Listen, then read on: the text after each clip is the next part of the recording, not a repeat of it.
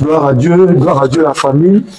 Nous sommes au moment du prédicateur. C'est une émission spéciale, la rencontre avec la première personnalité de l'Église, la première autorité de l'Église, le pasteur Sayam Abba François. Gloire à Dieu, papa pasteur. Alléluia, papa. Amen, papa. Amen. Donc, papa pasteur, si nous sommes là en émission spéciale, c'est parce qu'un communiqué avait été lu dans dimanche passé à l'église. Ce communiqué avait été lu le 8 septembre 2024 qui stipulait, je vais lire le communiqué, dans le cadre de la bonne marche de l'église centrale de Libreville, le président entamera une série de rencontres avec les couches de l'église selon le programme qui suit. Donc vous allez rencontrer les diacres, les évangélistes. Aujourd'hui, c'était par exemple les évangélistes, aujourd'hui, ce dimanche, certainement mardi, ce sont les pasteurs, mercredi, les prophètes. Moi, pasteur, peut nous donner les grandes dates, parce que moi, j'ai seulement été comme ça, mais est-ce que, moi, pasteur, peut mieux nous expliquer les dates et pourquoi ces réunions? Bien, d'abord, le pourquoi et les dates. Bien évidemment, nous sommes une communauté chrétienne. Et toute œuvre humaine demande toujours à s'observer, à faire une introspection, à faire des analyses, des observations pour mieux avancer. Alors l'objectif de ces rencontres, c'est simplement parce que nous avons fait déjà une bonne partie de la marche avec le bureau dont je dirige. Il était temps qu'on s'asseye un tout petit peu, qu'on fasse une introspection, voir jusque-là ce qui a marché et ce qui n'a pas marché. Ce qui a lieu de corriger dans l'immédiat, qu'on les corrige, et ce qui a lieu de corriger progressivement, qu'on le fasse. Alors, ces séries de rencontres sont entamées comme suit. La semaine dernière, on était avec les diacres. Et aujourd'hui, dimanche, c'était avec les évangélistes. On vient de terminer là. Mardi, ce sera avec les pasteurs. Et mercredi, ce sera avec les prophètes. Et enfin, jeudi, nous allons clôturer avec le bureau de l'église pour faire la synthèse de toutes ces rencontres-là et essayer d'en tirer les conséquences pour regarder comment, n'est-ce pas, projeter les pistes de solutions sur les cas pour lesquels nous avons entendu. Il faut rappeler que nous sommes là en train de concevoir une base de données, des situations qu'il va falloir mettre à l'évidence pour les régler. D'accord. Pas parce que vous êtes un manager, parce que nous remarquons là que pourquoi ces réunions alors qu'il suffisait de décider avec votre bureau, mais vous avez tenu à rencontrer les différentes couches de l'Église. C'était plus facile de prendre des décisions avec le bureau et d'appliquer cela. Pourquoi regarder les différentes couches de l'Église? Alors, merci beaucoup pour cette question. Il faut comprendre que lorsque vous dirigez les gens, même les moutons, même nos animaux domestiques, lorsque nous les dirigeons, nous les dressons, à un moment donné, il faut chercher à comprendre quelle est l'attitude de ces animaux. À plus forte raison, les humains. L'Église ici réunit les gens pour lesquels Dieu envoie pour être sauvés. Donc, lorsque vous les conduisez, à un moment donné, il faut aller les écouter. Si vous les conduisez bien ou si vous les conduisez mal. Parce que vous ne pouvez pas conduire des personnes, des pères de famille, des mères de famille, des jeunes, des étudiants, des intellectuels, des administrateurs, etc. À un moment donné, ne pas aller vers eux pour les écouter. Voilà pourquoi je me suis dit, depuis l'entame que le peuple de Dieu m'a placé à la tête de ce bureau, j'avais fait une déclaration selon laquelle je disais toutes les grandes décisions doivent être participatives. Il faudrait que la tête, lorsqu'elle décide des choses aussi importantes pour notre communauté, il faut aussi aller écouter l'avis de la base. C'est ce que je suis en train de faire. Il y a beaucoup de choses qui ont été dites, il y a des observations qui ont été faites. Si on ne serait pas allé, on ne devait pas écouter certaines choses que j'ai écoutées avec les diacres la semaine dernière et que je viens d'écouter avec les évangélistes. C'est ce qui nous permet de prendre de bonnes décisions. C'est ce qui nous permet de bien marcher avec le peuple de Dieu. Donc, c'est dans ce cadre-là que j'ai pensé qu'au lieu de décider seul avec le bureau, nos décisions peuvent être impopulaires. Parce que autant Dieu veut que son peuple soit bien conduit, autant la voix de Dieu, c'est également la voix du peuple. Donc, il faut faire attention lorsqu'on conduit le peuple de Dieu à éviter, n'est-ce pas, de les conduire dans des erreurs. Sinon, tu peux tomber avec eux. Et lorsque tu tombes avec le peuple de Dieu, c'est une catastrophe pour les générations qui arrivent. Donc, c'est ce qu'on essaie d'éviter au maximum. Donc là, il fallait écouter la base, il fallait écouter les diacres, il fallait écouter les évangélistes. Mardi, je serai avec les pasteurs.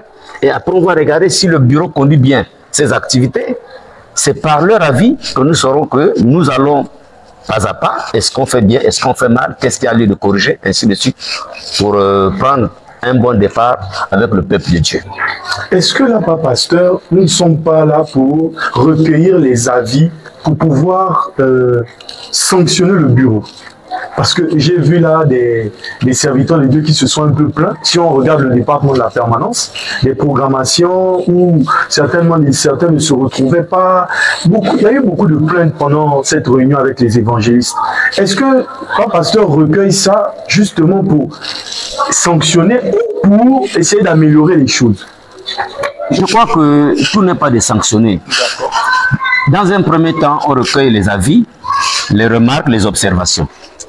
Après avoir recueilli ces avis et ces observations, il est fort probable qu'on convoqua, n'est-ce pas, ceux qui sont censés jouer ce rôle-là. Le cas de la permanence, par exemple, il y a tout un bureau. Ils seront convoqués. On mettra devant sur leur table les observations qui ont été faites par les couches de l'Église. Et ce qui est encore intéressant, c'est que dans ces observations, il y a des propositions. Nous allons étudier avec ces départements comment améliorer leur activité. Parce que si le peuple se plaint de ce qui se fait, l'idéal, ce n'est pas de sanctionner, mais plutôt de trouver des solutions pour que le service se fasse comme il doit se faire. Nous avons compris des récriminations dans le cadre de la programmation. Il faut améliorer cela. Nous avons compris qu'au niveau de la permanence, s'il n'y a plus d'engouement, parce qu'il y a des clans, parce qu'il y a des chefs de groupe qui arrivent, qui appellent les leurs au quartier, qui appellent leurs amis, leurs familles, qui appellent des prophètes qu'ils connaissent, des prophétesses qu'ils connaissent, pour officier la permanence avec eux. Alors que là, dans cette même permanence, il y en a qui ont le don de prophétie, il y en a qui sont consacrés des prophètes, mais il ne faut pas travailler cela. Et ça fait en sorte qu'évidemment, les gens se découragent. Donc s'ils arrivent, ils trouvent que cette même personne, quand elle est là souvent, elle appelle ces gens. Moi, je préfère ne pas faire cette permanence. Soit je m'assois pour observer, soit je m'en vais. Et c'est l'une de préoccupations que j'ai entendu avec les diacres, que j'ai entendu aussi avec les évangélistes, qu'il y a des clans au niveau de la permanence. Alors ça, systématiquement, il faut mettre fin à ça. Il faut mettre fin à ça parce que l'œuvre de Dieu, on la conduit pas avec les clans. Tout le monde a reçu des consécrations, que chacun exerce le don dont il a reçu de la part du Seigneur pour l'édification de l'Église. Donc ça, c'est ce qui va être corrigé. Pas pasteur, en écoutant les avis des évangélistes et des diacres, quelle conclusion on peut mener par rapport au fait que les permanences, il n'y ait plus d'engouement? Quelle conclusion on peut tirer? Qu'est-ce qui peut causer cela? Alors, la conclusion qu'on peut tirer sur ce fait-là, effectivement, je venais de le dire à l'instant, il est plusieurs fois constaté au niveau de la permanence que c'est les mêmes qui les conduisent. Oui. Et il y a un relâchement. Les gens se lassent de voir les mêmes personnes. Ça, c'est un fait. Le second fait, c'est que le département qui est censé programmer les gens à la permanence ne semble pas veiller à ce qu'eux-mêmes font. J'ai appris qu'on programme même les gens qui ne sont plus à Libreville. Ça veut dire que leur base de données doit être mise à jour. Il faut qu'ils le fassent. Ensuite, nous avons des interventions des uns et des autres au niveau de la permanence en présence des nouveaux qui frustrent certains. Vous avez le comportement de certains serviteurs de Dieu ou de certaines servantes de Dieu qui réprimandent les autres en public, qui reprennent les autres comme si les autres étaient de moins que rien. Et cela se fait en présence des étrangers, des nouveaux que Dieu envoie. Ça ne donne pas une bonne image pour notre Église, sachant que la permanence est la vitrine des ADP. Les gens qui arrivent commencent par la permanence. Donc il va falloir que la permanence soit bien nettoyée, que le travail se fait comme il doit se faire, que les acteurs qui animent les permanences soient des personnes formées, des personnes enseignées, des personnes exhortées dans le sens de l'éducation, dans le sens de l'humilité, dans le sens de la politesse. Parce que n'oublions pas que les gens viennent, on vient à l'église avec ce que nous avons au départ. Mais c'est progressivement, justement, qu'on essaie d'enlever certaines choses qui nous tiennent captifs. Donc voilà des choses qu'il faut enlever et la conclusion qu'il faut tirer de ces constats et de ces observations de couches du moins ceux dont j'ai déjà reçu, c'est que la permanence doit être revue. La base de données de la permanence, cette base de données doit être mise à jour et le département de la permanence doit être reçu et travailler avec ce département pour que les choses s'améliorent. D'accord, Papa Pasteur. Papa Pasteur, doit-on parler là d'un retour au séminaire de formation? Parce que jadis, le pasteur Samar, on vous voyait avec des écrans, vous formiez les serviteurs de Dieu. Est-ce que là, on va relancer ces séminaires de formation justement pour recadrer? On n'a pas le choix, papa. On n'a pas le choix. Tout ce qui ressort dans les interventions des uns et des autres, c'est qu'il y a un problème de formation. Il ne faut pas qu'on se le mente. Aux ADP, le constat est fait, les gens apprennent à l'État.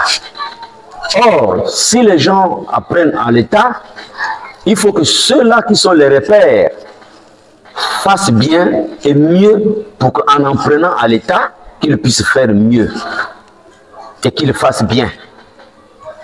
Donc, nous n'avons pas le choix. Vous l'avez si bien dit. Il fut un temps où j'ai formé les évangélistes, les pasteurs ici, en matière de la gestion d'un culte. Comment on dirige un culte. Exactement. Nous allons y revenir sur ça parce qu'on a parlé aussi de ça. J'ai reçu beaucoup d'observations sur la direction de culte, dont on m'a laissé croire qu'il y a des dirigeants de culte ici qui viennent faire le culte de la personnalité, qui viennent citer les diplômes des gens, qui viennent parler des voyages des gens, qui viennent... Or, le peuple, nous l'avons entendu avec les évangélistes, c'est revenu. Le peuple de Dieu qui arrive ici n'a pas besoin de savoir que tel, à tel niveau d'études, tel travaille à tel endroit, tel doit voyager aux États-Unis, ça c'est ce que j'ai entendu. Et c'est pas bien, c'est parce qu'effectivement les gens ne sont pas formés. Le culte, le dirigeant de culte a un canevas. Nous allons refaire ce séminaire puisqu'il est encore dans mes archives, on va l'exhumer et puis on va reprendre des formations. Il y aura des formations sur tous les domaines.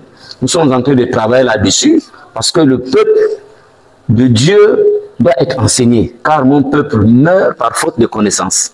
Et nous allons y revenir là-dessus et ça c'est un impératif et c'est une évidence. Il faut qu'on reparte dans les formations, dans les séminaires au sein de notre communauté. Nous allons repartir toujours, restons à la permanence et revenir en arrière. 2015, c'était la transition lorsque le président de l'église, le pasteur Samar, a pris les rênes de l'église pendant 5 à 6 mois. Mais pas pasteur, lorsqu'on regarde la permanence, les permanences étaient bondées. Les permanences étaient pleines. Et quand on regarde le schéma tactique, le schéma managérial mis en place, c'était un permanent, un repas. Et les gens venaient. Est-ce qu'on va laisser ces pratiques, cette manière de faire, cette procédure, ou on peut relancer ça?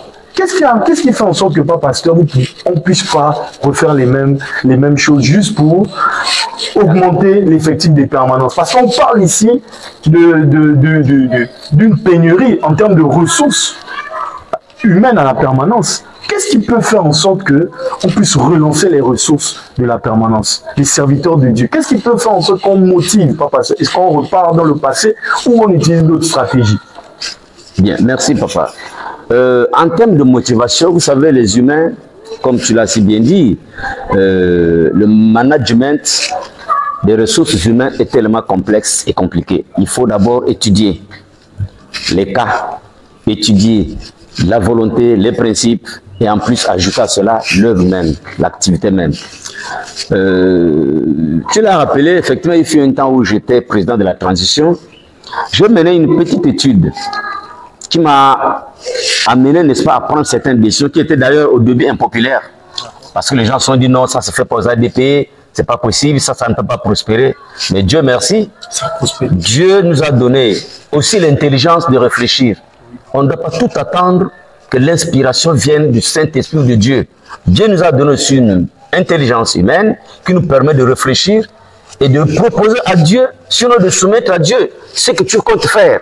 Ce fut le cas en ce temps-là. Alors, qu'est-ce qui s'est passé? Il s'est passé que les gens partaient de loin, arrivaient ici à l'église, faisaient des permanences et à la fin, il n'y avait pas grand-chose à manger. Sinon, les cotisations se faisaient, mais à peine on trouvait 5 000. Mais ils sont parfois 10, 5. Et parfois, ça se divisait pour payer le taxi de retour.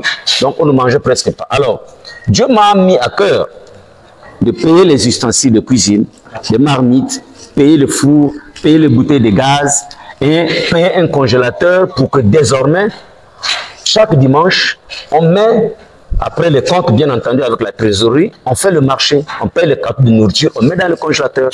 Donc, les permanents n'avaient plus l'obligation de cotiser. Ils arrivaient, ils ouvraient le congélateur, sauf que c'était régulé. C'était au moins 4, 5, 6 kilos. En ce temps-là, je crois, à partir de 10 personnes, c'était 2, 3 kilos, ainsi de suite, ainsi de ça, évolué selon le nombre de personnes. Et lorsque le peuple a observé ces mesures, que c'était des mesures sanitaires, il y avait du monde à la permanence, parce qu'ils n'avaient plus à cotiser. Imaginez-vous quelqu'un à 1000 francs, il veut venir faire sa permanence. Mais quand il arrive, il va falloir qu'il paye son taxe aller-retour. Et après, il faut qu'il cotise pour faire le repas. Donc, il fallait mettre un terme à ces cotisations pour que le peuple de Dieu puisse travailler aisément et librement. Voilà pourquoi, comme je l'ai souvent dit, l'argent que nous recevons dans les offrandes, dans la maison de Dieu, ce n'est pas de l'argent qui est fait pour les économies. Celui qui veut économiser, il prend son salaire, il économise. Ici, ce que nous recevons, ici, c'est pour l'œuvre de Dieu. Tant sur les travaux, tant sur l'aide des cas sociaux, tant sur nourrir les gens qui travaillent pour Dieu, les gens qui donnent, si je veux acheter des cafetières pour que lorsque les gens veillent, ils font du café, ils prennent du café, c'est pas interdit. Ça a été dit, oui, non, aux ADP, on ne connaît pas ça, on ne fait pas de gaz, on ne paye pas les trucs. J'ai dit, mais est-ce qu'aux ADP, on interdit de manger? Est-ce qu'on interdit de préparer? Donc, ça fonctionnait, ça marchait, mais c'était qu'une transition. Après un temps, il fallait mettre un terme à la transition. Et c'est comme si quand la transition est partie, tout est parti. Et on... Papa pasteur, ce n'est plus la transition. Là, vous êtes président. Vous aviez lancé les séminaires de formation. Les gens étaient formés comment diriger les cultes. Aujourd'hui, on regarde que la permanence est vide. Jadis, vous aviez lancé un plat, un permanent, pour éviter justement l'escroquerie, éviter le désert des permanences. Ces permanences étaient bondées. Est-ce que là, ou bien, il y a d'autres projets? Merci. En ce temps-là, Dieu m'avait inspiré comme ça. Amen. Il agit, il est le maître des temps et des circonstances. En ce temps-là, il m'avait donné cette inspiration. Voilà comment faire pour éviter que les gens puissent être comme des mendiants. Oui. Ça, c'est couper le bout de pain. Imaginez-vous un élève, un pasteur. Voilà, il fallait donner la dignité aux pentecôtistes. Vous l'avez fait. Et ça a marché. Donc, les bien-aimés qui revenaient de l'extérieur, qui n'étaient pas pentecôtistes, qui venaient pour être reçus, vous voyez les serviteurs de Dieu couper le bout de pain. Ça, c'est partager un pain avec la sardine à l'intérieur. C'était pas décent. Donc, les serviteurs de Dieu ont aussi de la valeur.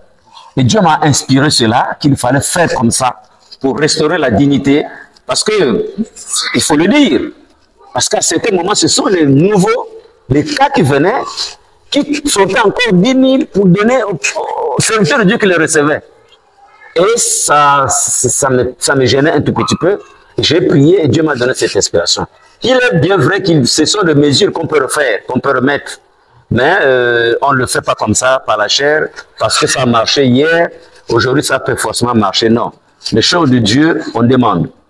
Je suis en train d'écouter, après j'ai un travail personnel à faire, certainement avec quelques-uns, qu'on va se pencher là-dessus pour demander à Dieu des solutions, et il va certainement nous inspirer pour que la permanence retrouve ses lettres et noblesse. D'accord, papa. Est-ce que là, nous allons même faire une transition, c'est même une question transitionnelle.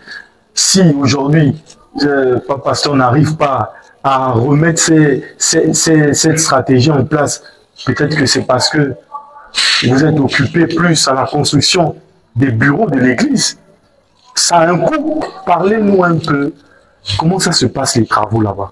Est-ce que ça avance? Parce qu'on entend que ça dans l'église, toutes les cotisations vont là-bas. À croire que le président, on l'a mis là parce qu'il a cette compétence. Parlez-nous un peu de ça. Vous êtes un bâtisseur, Papa Pasteur. Merci, moi l'évangéliste. C'est une très bonne question parce qu'effectivement, je veux profiter de votre antenne pour essayer d'éclairer l'opinion pentecôtiste. Vous savez, Dieu a son plan pour tout, en toutes choses. Rien ne peut se faire dans la maison de Dieu sans que lui-même ne puisse élaborer un plan et faire des projections. Effectivement, les travaux avancent, mais pas à pas de géant. Ça avance lentement. Je vais vous expliquer les raisons. Je ne peux pas les occulter parce que c'est une cause commune. C'est notre église à nous tous. Je ne suis que quelqu'un qu'on a mis pour conduire les autres, pour diriger, pour prendre des décisions, pour orienter l'action. Les travaux ont bien commencé. D'ailleurs, nous allons reprendre. Pour ne pas faire une fuite en avant, ça va être relancé d'ici les 2 semaines qui vont suivre certainement la manière de collecte des fonds que nous avons l'habitude de faire. Alors, les travaux ont bien débuté. Mais malheureusement, notre Église, notre communauté en général n'est pas subventionnée par des organes, par des organismes non gouvernementaux, même par l'État, non. Nous fonctionnons avec nos moyens de bord. Or, quelles sont nos ressources? Ou bien, quelles sont nos sources de revenus? Nous n'en avons pas. Nous n'en avons pas. Il faut qu'on réfléchisse comment créer les sources de revenus, comme d'autres églises d'ailleurs. Aux ADP, nous fonctionnons avec les offrandes. Les gens donnent difficilement leur dîme, que ce soit des pasteurs, des évangélistes, des diacres. Personne n'est fidèle à la dîme aux ADP. Il faut qu'on étudie pourquoi ça. Ensuite, tout ce que nous avons ici comme moyen de ressources de revenus, c'est les offrandes. Et j'avais demandé à ce que ces offrandes soient lues publiquement. Ce qui ne se faisait pas avant. Parce qu'il faudrait qu'il y ait une transparence dans ces choses-là et qu'on sache que le peuple de Dieu comprenne que est-ce qu'avec l'offrande de 80 000 francs, un dimanche, 4 dimanches, peuvent faire en sorte que cet immeuble aille vite. C'est possible. Et or, malheureusement, c'est notre seule source de revenus. Nous avons lancé des cotisations de 1 000 francs par pentecôtiste, 12 000 francs l'année. Les gens font fi. Est-ce que c'est parce qu'on ne comprend pas comment donner à Dieu? Ça fait un sujet d'enseignement. Donc aujourd'hui, papa, les travaux sont ralentis pour plusieurs raisons. Nous avons eu un peu des entrées, mais on a eu beaucoup de dépenses. Plus de dépenses que les entrées. Vous allez vous rapprocher de la trésorerie, ils vous le diront. Nous avons dépensé près de 800 000 francs pour l'inauguration de l'annexe de l'Ebamba. C'était une grosse somme. Et pour retrouver une telle somme, ce n'est pas facile. Et pour que nous ayons cette somme, il fallait que la trésorerie puisse faire des efforts à épargner un peu après les dépenses quotidiennes. Nous avons les charges par semaine qui sont quasiment à la hauteur de 50 000 francs par semaine, voire 60 000 francs. Mais imaginez-vous avec une offrande de 70 000 ou même de 100 000, vous enlevez 50 000, reste quoi? En dehors de ça, chaque dimanche, je reçois des lettres de demande d'aide financière pour la plupart de nos bien-aimés. Il faut trouver qui 10 000, celui-là 5 000, qui 15 000, l'autre veut compléter une ordonnance. Nous devons le faire parce que ce sont des cas sociaux. Après, l'église reste sans un radis.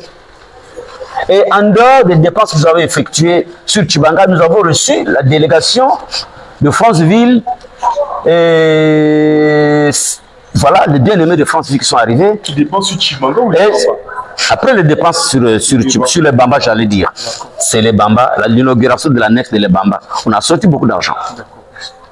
Nous avons reçu les bien-aimés qui sont revenus de Franceville et l'autre revenu, je crois, de Kolamoto, de Mwanda, ici. Il fallait faire manger ces délices, sont restés 2-3 jours. On a sorti des moyens pour les nourrir. Après, on a payé leur billet retour. Et tout ça, c'est Libreville qui a supporté ces dépenses. C'était énorme. Et c'est difficile de retrouver de l'argent. Nous avons eu des bien-aimés qui ont voyagé où il fallait trouver les billets dans l'argent de la caisse de l'église de Libreville. Le peu que le trésorier fait un effort de garder. Donc, on a cette difficulté-là.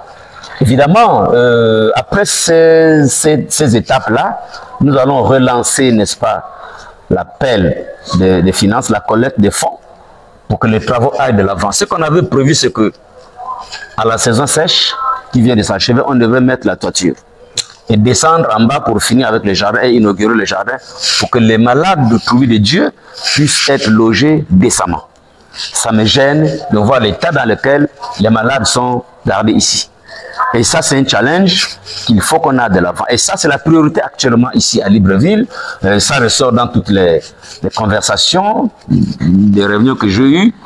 On pose la question, papa, pourquoi le jardin est stoppé?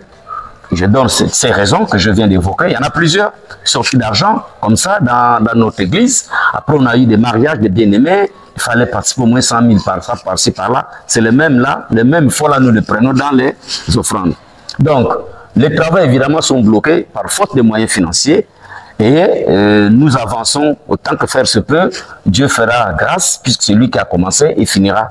Donc, je pense que pour ce qui est des travaux, voilà les difficultés que nous rencontrons. Mais nous allons aller de l'avant. J'ai confiance au peuple de Dieu de Libreville, tel que j'ai entendu leur réaction par rapport aux travaux. Lorsque ce serait relancé, je pense qu'ils vont réagir favorablement. Amen. Amen, papa. Merci, papa pasteur, pour cette intervention.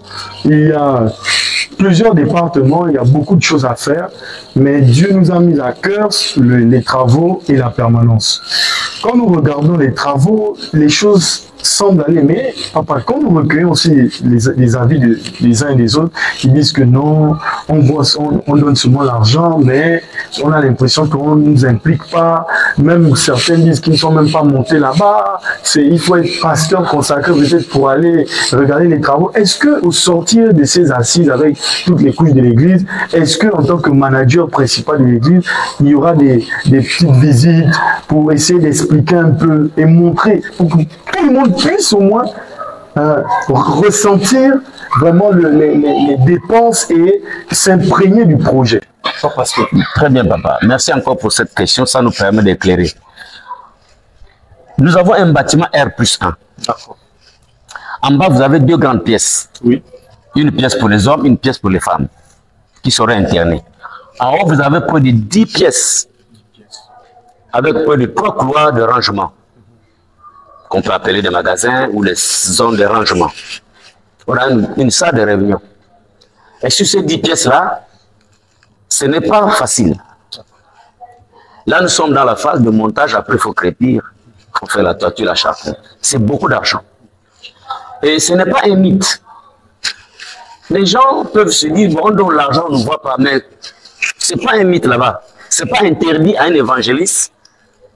Je le conseille plutôt consacré à tout le monde d'aller visiter. Ce n'est pas interdit. Est-ce que c'est prévu des visites? C'est vous qui en parlez. Mais puisque vous en parlez, que chacun s'imprègne du projet. De l'avancement des travaux. Voilà. Comme vous en parlez, évidemment, ça m'est jamais parvenu, cette plainte, mais puisque vous évoquez le sujet, eh bien, on va organiser les visites, plus on avance, mais je dis déjà qu'on peut permettre, pourvu que ça soit bien régulé, parce que c'est quand même en haut, les escaliers ne sont pas encore sécurisés. Donc voilà pourquoi on peut pas se monter quand un chantier n'est pas fini. Il peut avoir un marteau qu'on a oublié au-dessus du mur. C'est pour ça qu'on n'a pas de casque approprié pour aller faire des visites. Sinon que le moment venu, le peuple de Dieu pourra aller visiter. Ceux qui voudront aller visiter, on peut faire un collectif, on peut faire comme nous le faisons là. On commence par une couche, après la visite de ceux-là, une autre couche, ainsi de suite. Mais pour l'instant, comme c'est des travaux encore, il y a des pointes, il y a ceci, donc on ne peut pas permettre à ce que les gens partent visiter. Mais sinon, ce n'est pas un secret. C'est un bâtiment, c'est la maison de Dieu. Tout le monde peut aller visiter. Tout le monde a le droit de savoir ce qu'on fait. Au début, je vous parle de la transparence. L'Église, elle appartient à tous ses membres. Donc, tous ces membres ont droit à la vérité, ont droit à la transparence, ont droit à savoir. Comme on dit, ce sont des contribuables. Il faut rendre compte aux contribuables de ce que vous faites avec leur cotisation. Et donc, je suis très ouvert et je suis prêt à permettre à celui qui va aller visiter, d'aller visiter, de voir à quel niveau nous sommes. Mais j'avoue qu'on a beaucoup avancé. Il y a 10 chambres. 10 chambres, mais est-ce qu'on peut avoir les dates? On a commencé quand? Nous sommes à quel niveau pour que le peuple puisse jouer? Avec exactitude, parce que les travaux ont commencé à 2 phases. La première phase, c'était la visite du premier entrepreneur. Ça, c'est parti juin dernier, l'année passée. Après la première visite, il y avait une étude. Nous sommes partis juin, juillet, août. Je crois que c'est en septembre que le premier entrepreneur avait commencé. Donc là, nous sommes quasiment à 1 an à peu près. Donc ça s'est arrêté un moment.